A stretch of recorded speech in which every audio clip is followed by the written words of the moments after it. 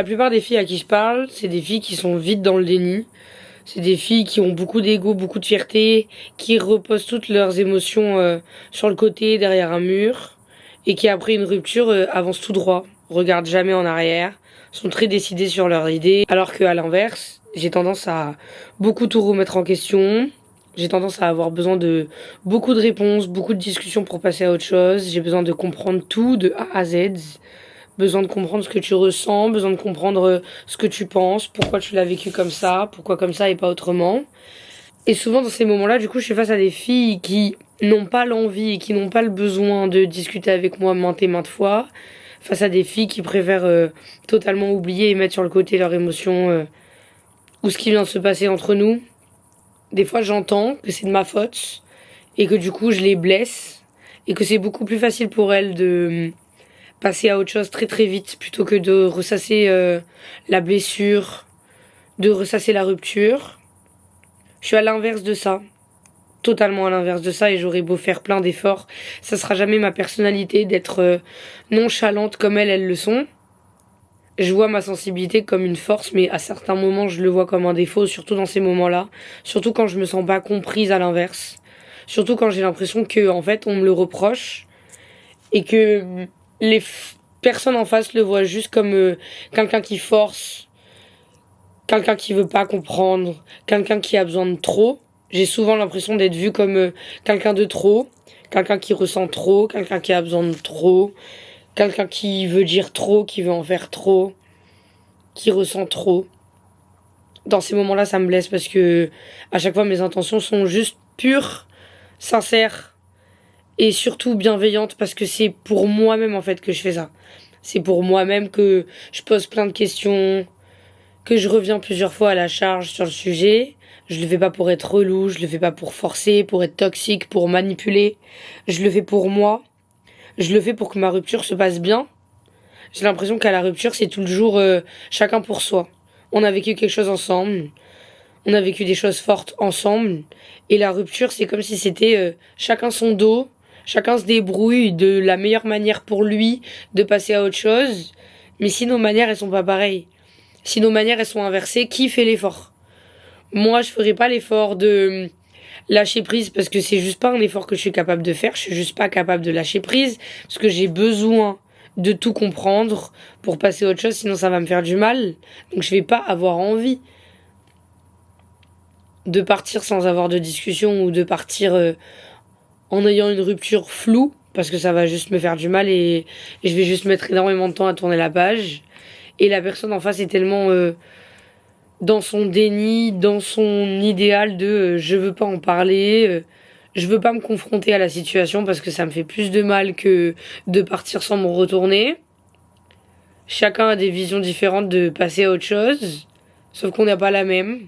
Et j'ai l'impression que c'est toujours la personne en face qui gagne sur moi, toujours la personne en face qui choisit son besoin. Et moi, mon besoin, on l'écoute pas, mon besoin, on l'entend pas, mon besoin, on s'en fout. Marie, elle a raison sur un truc, c'est jamais assez. Il y a forcément un point où j'ai tout dit, j'ai toutes mes réponses et je suis arrivée à un point de non-retour et je n'ai plus besoin de parler. Mais souvent, c'est jamais assez. Parce que j'ai besoin de beaucoup, beaucoup, beaucoup, beaucoup de paroles, beaucoup de discussions, beaucoup de compréhension envers l'autre. Pour moi, c'est normal.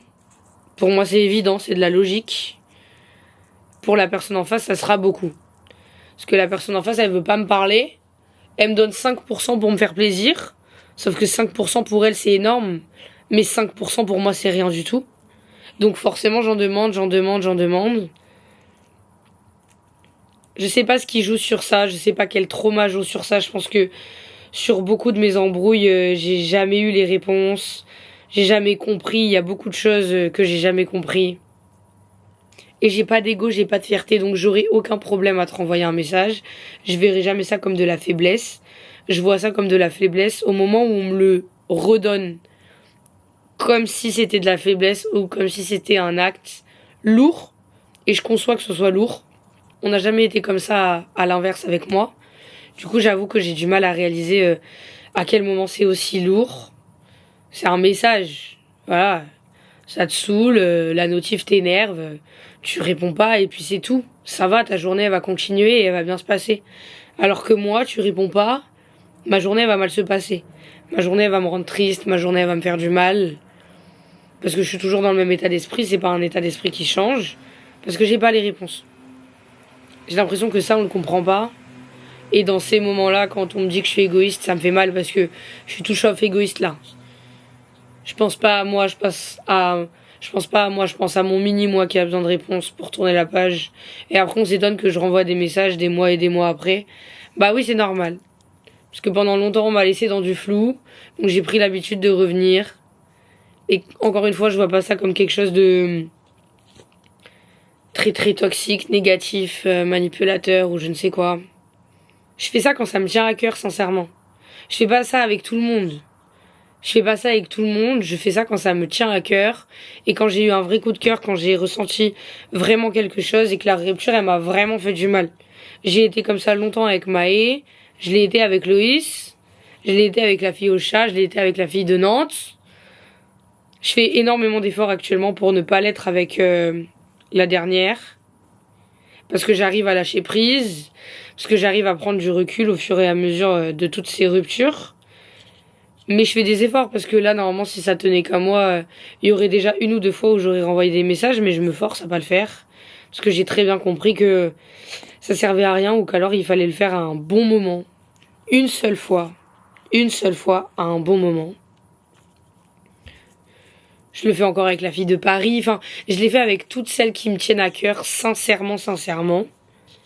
Et ça me fait mal quand le retour que j'ai, c'est juste elles qui soufflent, qui râlent, qui comprennent pas que derrière les messages, il n'y a pas juste un acte hyper lourd et toxique et juste qu'il y a moi, Lola, bébé Lola, qui réfléchit. Il y a des messages qui sont pas nécessaires, il y a des comebacks qui sont pas utiles. Il y a des comebacks qui sont faits juste pour tâter le terrain, c'est vrai. Encore une fois, j'ai pas d'ego, j'ai pas de fierté, donc pour moi, c'est pas un problème de me prendre un recal.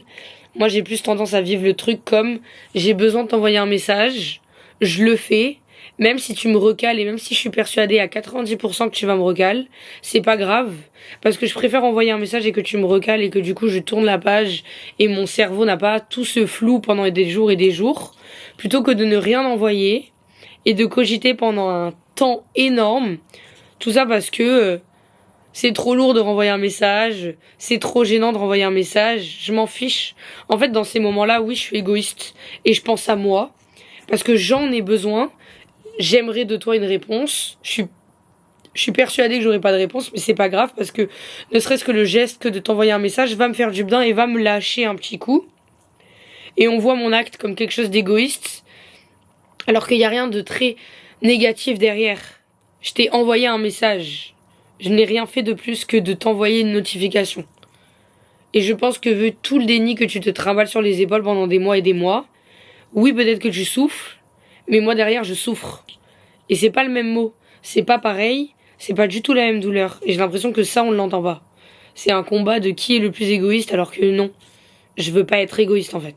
Je veux juste que ma douleur s'atténue et c'est ma seule manière d'atténuer un petit peu ma douleur et ça tu le comprends pas. Et ça me fait mal, ça me blesse. Parce que je me sens grave incomprise. Et je me sens toujours incomprise à la rupture. C'est tout beau, c'est tout rose pendant la relation. Tu me comprends, t'es là pour moi. Chacun fait sa part. Mais par contre, quand c'est la rupture, c'est chacun pour sa gueule. J'existe plus à tes yeux, comme si c'était facile en fait de plus avoir de relation avec moi. Comme si c'était facile de m'évincer de ta vie. Ok, je la côtoie plus. Tant pis, je passe à autre chose. Bisous. Mais non, pas bisous. Moi, ça me fait mal. Pourquoi tu ressens rien? Pourquoi t'as pas d'émotion? Pourquoi tu mets tout sur le déni? Qu'est-ce que je suis censée me dire? Est-ce que c'était sincère tout ce qu'on a vécu? Est-ce que c'était sincère ce que t'as ressenti si en 3 secondes t'es capable de m'évincer de ta vie comme si j'avais jamais existé? Quel goût ça me donne en fait? Quel goût ça me donne et comment tu veux pas que ça me fasse douter de l'amour que t'as eu pour moi pendant la relation? Moi je change jamais. Pendant la relation et après la relation je suis toujours la même. Et ça me blesse à chaque fois de voir que ceux en face de moi changent, se braquent, n'ont plus l'empathie qu'ils avaient pendant la relation. Moi, j'ai toujours d'empathie, j'ai toujours de la bienveillance.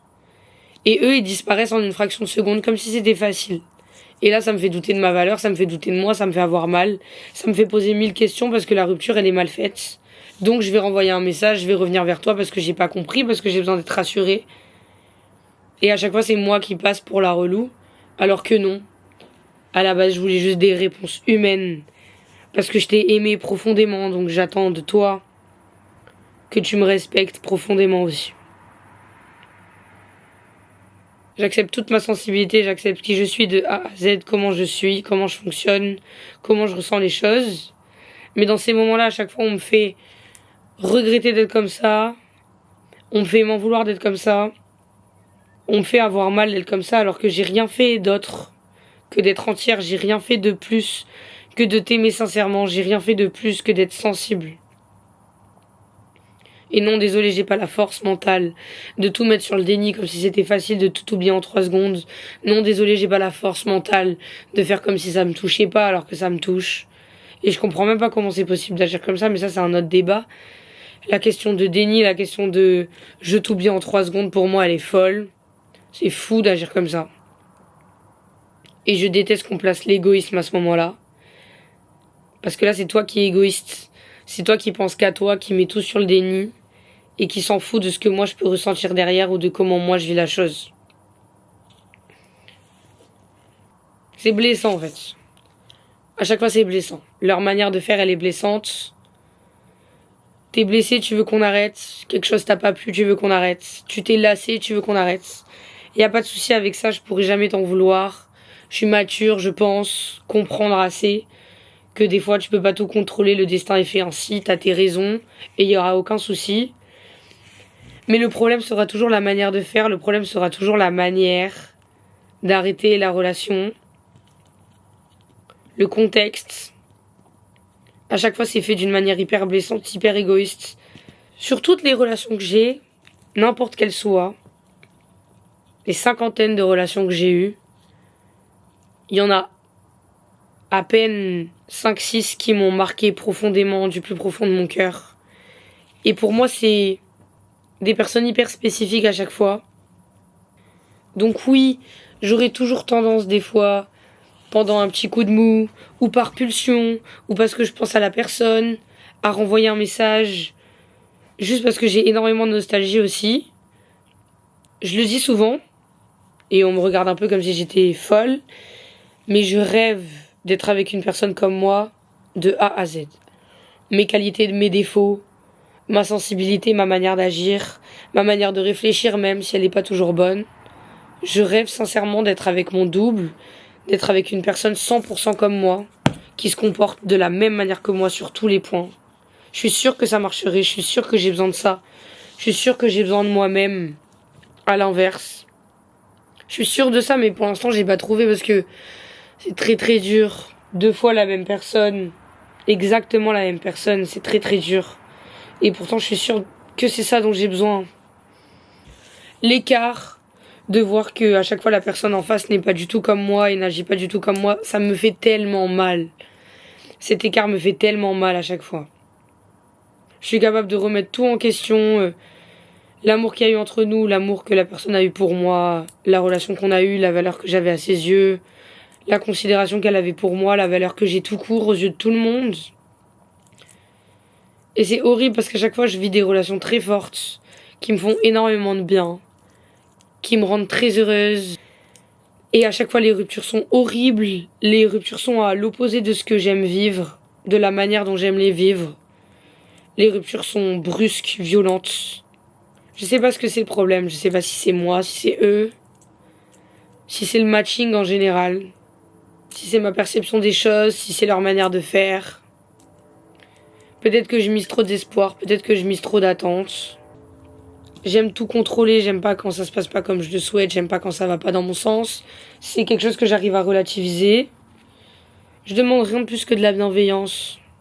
Je demande rien de plus que de la bienveillance et je comprends pas pourquoi, quand on a une relation aimante et forte, la bienveillance ne peut pas faire partie du jeu pendant la rupture. Je me sens facilement stupide, facilement impuissante. Je sais pas trop ce que c'est le problème. Si c'est moi, si c'est eux. Parce que sur 100 personnes, 5 m'ont marqué. Et c'est des relations qui n'ont pas vraiment vu le jour sur le long terme. Donc oui, pour moi, c'est quelque chose d'inabouti. Mais c'est inabouti que dans mon sens, en fait.